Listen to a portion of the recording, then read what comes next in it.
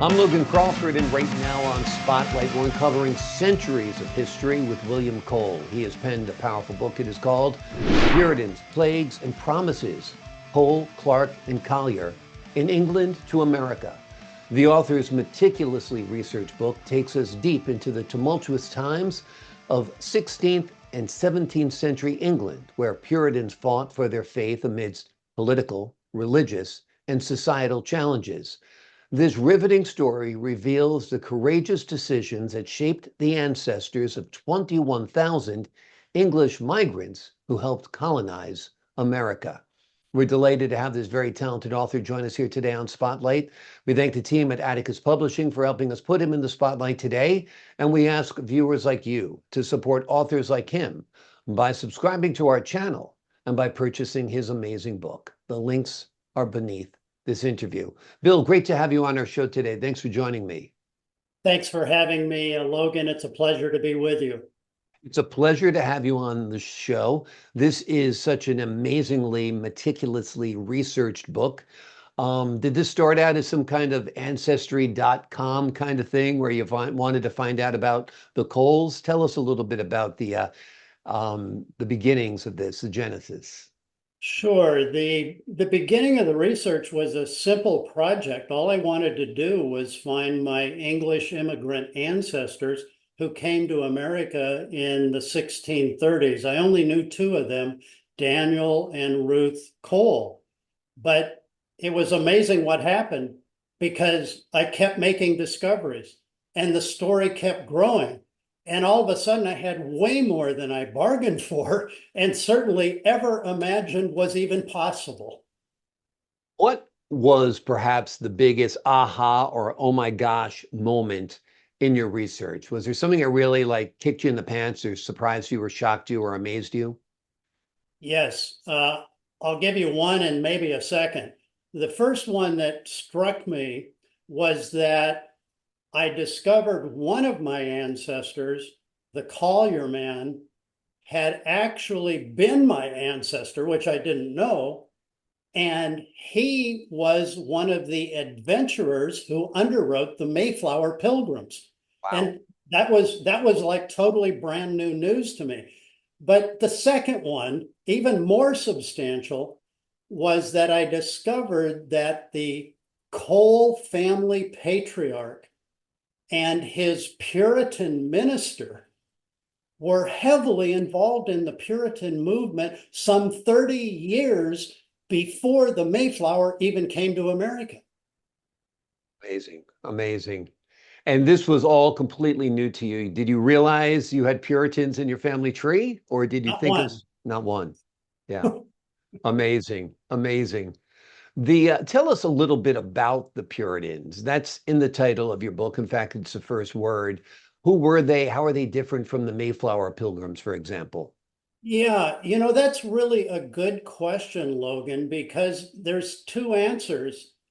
The answer is both yes and no. In other words, the Mayflower Pilgrims were, in fact, Puritans, but it's a different part of the story because the Puritan movement started back in the 1560s, early in Queen Elizabeth's reign, and she was wanting, and they were wanting to purify what the Puritans viewed as unbiblical practices. They were really leftover practices from Roman Catholicism that England was before Henry VIII severed the relationship with the Pope along the way. So England's population went from Catholic to Protestant, and then after Henry VIII died, back to Catholic, and then back to Protestant again. And so it was a tremendous amount of religious turmoil that the Puritan movement came out of. It's amazing when you dig into your family tree, what you can find out. What type of documents were there? What did you access to find out this information and realize that these Coles and these Colliers, for example, are actually your relatives and not just another family that bears the same name, for example? Right, right. So on the Puritan side of the equation, because there were a series of scandalous pamphlets being written in the 1580s and early 1590s. There was much turmoil in the Church of England. They were trying to find out who's publishing these pamphlets. So there were secret meetings going on of Puritans trying to discuss these pamphlets that were skewering the Church of England officials over edicts they viewed as unbiblical. So the minister of my Cole family was in those secret meetings. And they had to disassemble this printing press that was like 7 feet high and 4 feet wide, hide it overnight, put it on a wagon, transport it 100 miles overnight, and then the authorities were chasing them all along the way. So there's this incredible story of Puritans and all this turmoil going on, and it ends up in the courts of London. And my family's minister is one of 9 who's put on trial in London, charged with sedition and treason against Queen Elizabeth. Amazing, amazing. What was the outcome of that trial? Was he put to death? You never know. It was consequences of life or death every step of the way, but that's didn't get all of them. It got some of them. Let's put it that way. Amazing, amazing. And our minister actually was one who survived and got out, but there were 3 Puritans who became martyrs along the way. Yeah, people don't realize that these pamphlets were such a big deal in that era. I mean, today we have Twitter and we have Facebook to disseminate information. Hopefully, that's not censored. But back then, they were doing it the old-fashioned way. They had a printing press and were printing up pamphlets and distributing them, and that's how they got the information out. Yeah, which is amazing. And there were about 1,000 to 1,500 printed at the time, but the readers could hardly wait for the next one to come out because they started laughing. All of this, it was the first use of sarcasm documented in these kind of writings. So that's great. It's really a great story. And that was the turmoil of the Puritan movement some 30 years before Mayflower ever happened. Amazing, amazing. Hundreds of years from now, people are going to look back into the Cole family tree and realize that Bill Cole survived the pandemic of 2020. That was our modern day plague, but you included some much more deadly plagues per capita in your book. Tell us why you chose to put plagues in your book and the role they play.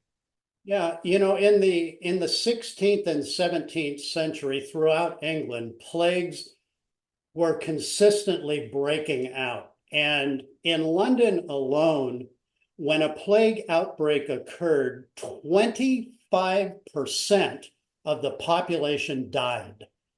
Now, if you think of London in the 1500s, in 1560, London's population was 50,000 people. And by 1600, it was 200,000 people, in spite of 25% of the population dying 3 or 4 times along the way. That's an incredible, incredible statistic. And my family was directly affected. In fact, my 9th great grandmother, at the age of 5 and 6, watched her father, siblings, and a sister die in an early plague. A decade later, her husband and a child dies, and she desperately now is a widow with 3 young children who's got to find another husband. And in fact, finds William Collier, and he marries Jane, who her name was Clarke. So that's where my Cole, Clarke, and Collier families come into the picture. They were all affected by the plagues. In fact, the one statistic about Jane, with her 2 husbands, she bore 17 children. Only 7 of those survived, and 6 of them came to America. Amazing, amazing. And those were the relatives that came here around 1630? Yes. Amazing. Amazing. I guess you had, with death rates like that, plagues breaking out frequently, no antibiotics, of course. Antivirals are just brand new now. If you got sick, it was a big deal, and you often died. So that is amazing. Like I say, the heroics of our ancestors is unbelievable. I mean, we look back even 100 years of what the people did and they had to endure is amazing. Go back hundreds of more years beyond that. It's quite incredible. Another part of your book title is promises. What are these promises? Wow, promises became a huge thing because particularly when you look at the early part of the 17th century, when Queen Elizabeth dies, she is followed by King James, who was the King of Scotland, who became the King of England, James the First. And 1603 is kind of a benchmark because that's when James decided to try to expand the empire beyond the shores of England and began searching and forming colonies in America. And there were several failed attempts. There was one colony in Maine called the Popham Colony that started in 1604 and disappeared literally within a year. It just couldn't survive the harsh conditions. So the promises were primarily economic, involved in the kingdom of England at that point in time. And James' vision was to tap into the untapped resources that the American continent had to offer. So that was a big part of the promises. Of course, we have the religious promises because you have the Puritans who want religious freedom. Right. And the Mayflower Pilgrims became that group in 1620. And those were financed by William Collier's group as well. So what was interesting is I could take then the promises that came both from the religious, but also the economic, the trade, all of the other pieces of the expansion of England's kingdom, if you will, to the American shores. And there were many. And the promises they were made, some were broken, they were fulfilled, some were unfulfilled, Yeah. and many were deferred somewhere Right. along the way. But promises is what led those hardy souls, those risk takers, those Yeah. people who were adventurous and daring, and they were brave and courageous, all of those things, and they were resilient. Right. All of those factors came into the promises, and it really became a very inspiring part of the story of Puritans, Plagues, and Promises.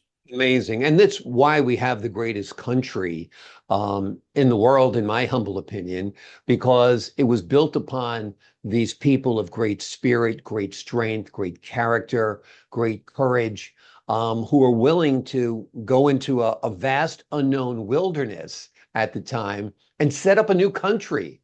You know, when they're leaving England, which is already established and civilized, you know, to live a life of savagery in comparison. It's an amazing story. And certainly the Cole story, the Collier story, and the Clarke story is America's story because that is from whence we came. And I'd imagine that's part of what you hope readers realize, that this isn't just your family's story, this is America's story. That is totally what I realized the farther and farther I got into the book. I go, this story is really, my family became characters in the story, but the story is one that represents all of the 21,000 people who came to New England between 1620 and 1640 and set the foundation in place.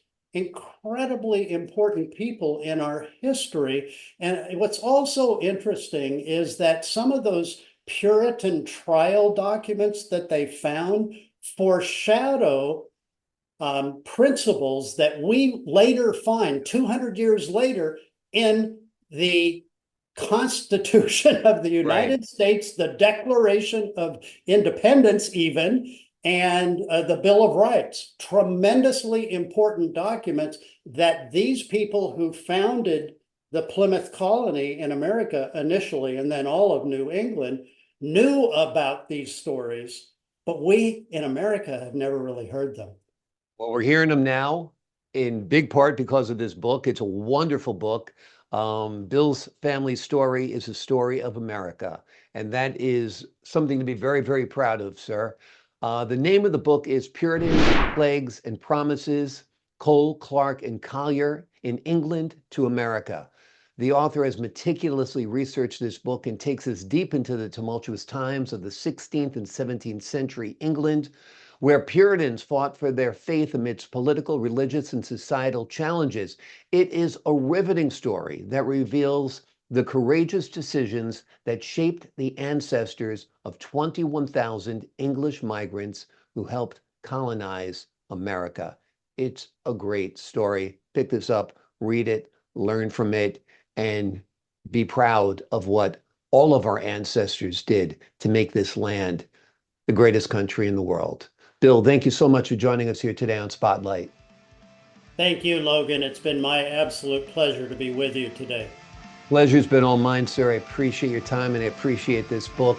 To the folks at home, I'm Logan Crawford, thanking you for your time this time. Until next time on Spotlight.